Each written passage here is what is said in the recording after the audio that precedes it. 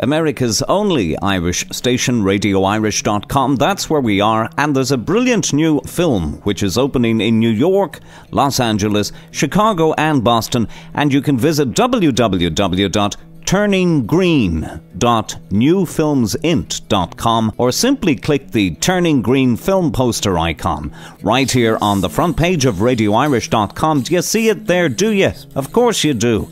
Turning Green is a dark comedy written and directed by Michael Amett and John G. Hoffman and stars Academy Award winner Timothy Hutton, Alessandro Nivola and Colm Meaney. Now, Turning Green is also the big screen debut of fresh-faced Dublin actor Donal Gallery. Gallery delivers an engaging and highly memorable performance as James Powers, the movie's industrious central character, living in absolute disharmony with his 3 Irish aunts, one who behaves a little stranger than the others. Rather than try to fit in, James has instead been devising ways to get out of Ireland and back to the States. In order to fund his ambitions, James quits school and collects from the local bookie, Billy the Bookie, played by Alessandro Nivola, and his heavy-handed sidekick Bill the Breaker, played by Timothy Hutton. In the heat of a troubling situation that arises, James takes a trip to London and discovers something that doesn't exist in Ireland: porn. And we're delighted to be speaking to Irish actor Donal Gallery here on Radio Irish. How are things, Donal? How are you, Sean? I'm very well. Certainly not your typical portrayal of Ireland here. Tell me something about the story, Donal. What makes it different? I think what makes the story different from a lot of films set in Ireland is the perspective is coming from a very atypical place, because the character that I play, James, is born in America and grows up till he's about 10 in the States. And then when his mum dies, he's sent back to Ireland by his dad, who's a bit kind of negligent. So him and his brother are sent back to live in Ireland with his aunts. And the film begins when he's about 17, and he just hates Ireland and wants to return to the States. So in terms of perspective, it's kind of an outsider's perspective in one sense, because the narrative and the portrayal of the characters are kind of filled with the resentment that he has for them. But at the same time, it's kind of, the imagery is kind of romantic. It's kind of that romanticized, somebody who's emigrated from Ireland. The kind of imagery captures that more so.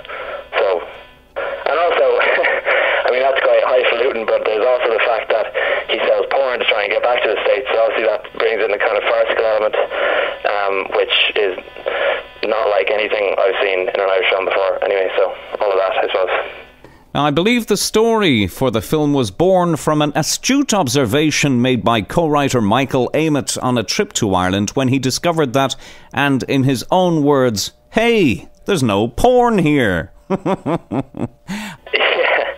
Yeah, I read that, yeah, it's set in the 70s, I don't know, it's set in the 70s, and I didn't realise until we did the film, actually, that porn was illegal in Ireland in the 70s, but obviously the character James spots a business opportunity, because he just needs to make a big lump of cash to get an air ticket back to the States, for him and his brother.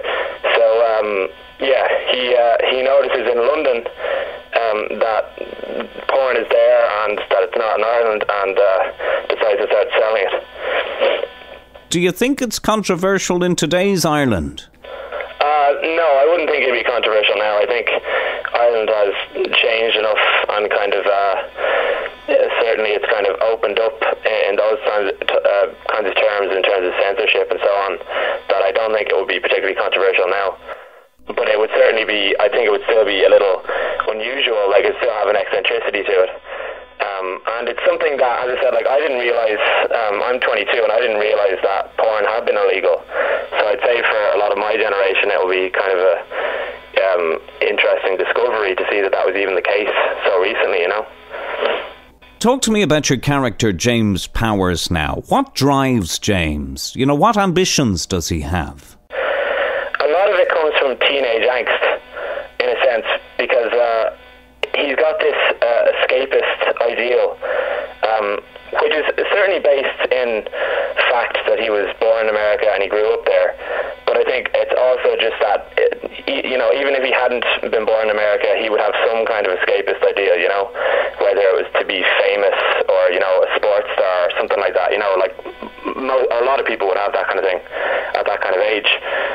So I think he has romanticized this escape route of getting back to America.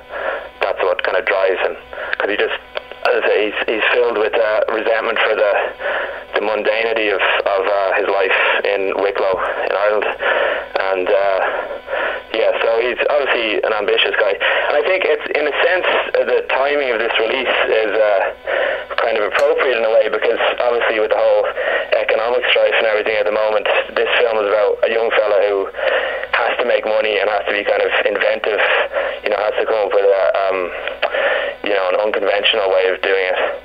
So in a way that kind of speaks to the moment in a more light-hearted way, obviously. And there's a sense in Turning Green, kind of a building sense of urgency. And it seems as if something dreadful is going to happen at any moment, with the audience feeling empathy and sympathy for James and his brother Pete for the situation they find themselves in. Yeah, I would certainly hope so. It's interesting for you to say that there's a feeling of of worry about what might befall them, because obviously, when I watched the film, I obviously knew exactly what was going to happen, so it's interesting. I hadn't realised that, so that's good to hear. But yeah, I would hope so, that people, I think the rapport between me and Killian, who plays my little brother Pete, was good, and I would hope that people would feel sympathy for us, because they are very much, even though his brother is kind of assimilated more because he's younger, more adaptable, they are very much kind of fish out of water, and they're kind of doing their best to deal with the situation, What was it like to work with all these great actors, Donal, in this, your first major feature film, I believe? Yeah. Well, in a sense, it was great. I've definitely helped. It was great in terms of pride to think that you're acting alongside these actors and to kind of learn from them and their professionalism and so on. And at the same time, I think as a teenager you can be quite. I certainly was quite kind of. I was more cocky as a teenager than I would be now, and so I wasn't that fazed by it, It was just a really cool aspect of having them in the film, and they were all really nice and helpful and stuff. Particularly, I'm still quite good friends with Alessandro Nivola, and he's been helping me out in terms of trying to find an American agent and stuff like that in the last year or so. So yeah, it was really great, and. I can't speak highly enough of all those guys. And what are your ambitions now, Donal? Will you stay in Ireland, or are you already planning your next escape?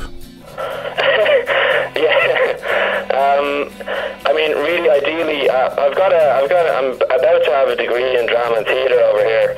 So obviously, I have a lot of love for theatre, but really, my greatest love, dramatically speaking, would be film.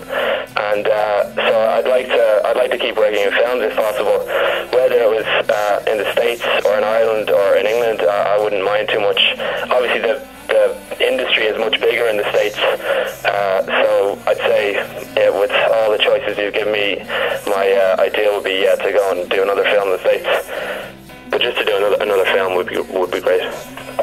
Well, we enjoyed having you here on Radio Irish, Donal, and you'll come back to us, we hope, to let us know of your next big screen adventure. No problem. Thank you, Sean. Donal Gallery here on America's only Irish station, RadioIrish.com, and you can visit www.turninggreen.newfilmsint.com or simply click the Turning Green film poster icon right here on the front page of RadioIrish.com. Do you see it there, do you? Of course you do. Honest to goodness, I wouldn't mind turning green myself if it helped matters. Honest to goodness. There's a tree out there for each and every one of us. You just have to take the right path, that's all. RadioIrish.com